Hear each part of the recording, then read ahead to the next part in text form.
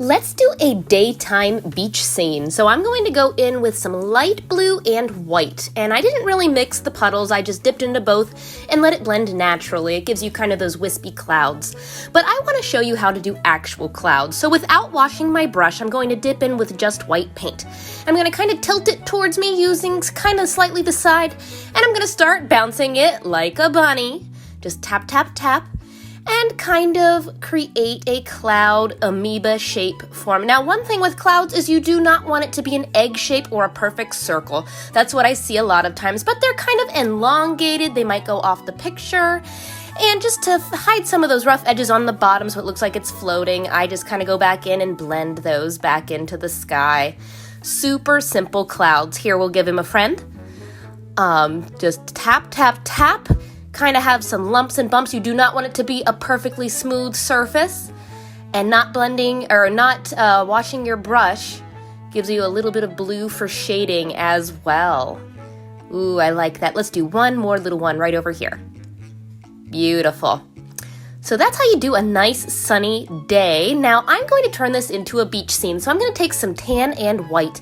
Just go back and forth underneath your sky all the way to the bottom of your picture.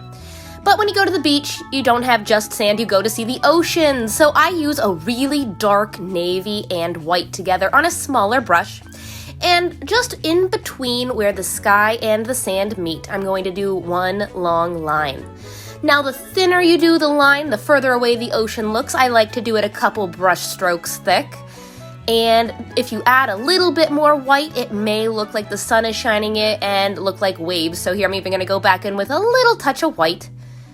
Just like that, and you have a very super basic beach scene. So let's make it interesting though. I'm going to go back in with my sea sponge and darken light green.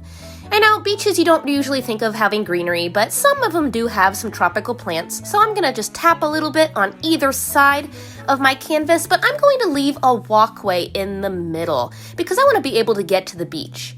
Let's add a couple wildflowers. Maybe it's a tropical beach, I don't know. I like color. So if you do too many leaves with your sponge, you can go back in and kind of trim it. I like to do highlighting on my walkway anyway, just because it looks like the sun is shining on the sand. Now let's do a white fence. Now I'm going to take a flat brush with white paint and just do some long strokes up from the greenery. And I'm starting at the top of the greenery and going over the ocean a little bit. This gives you the illusion of distance, like you're looking out towards the ocean. And maybe it's a sunny day, so I'm going to use my handy dandy pouncer for a sun. And don't forget those seagulls. There is a nice sunny day on the beach for you.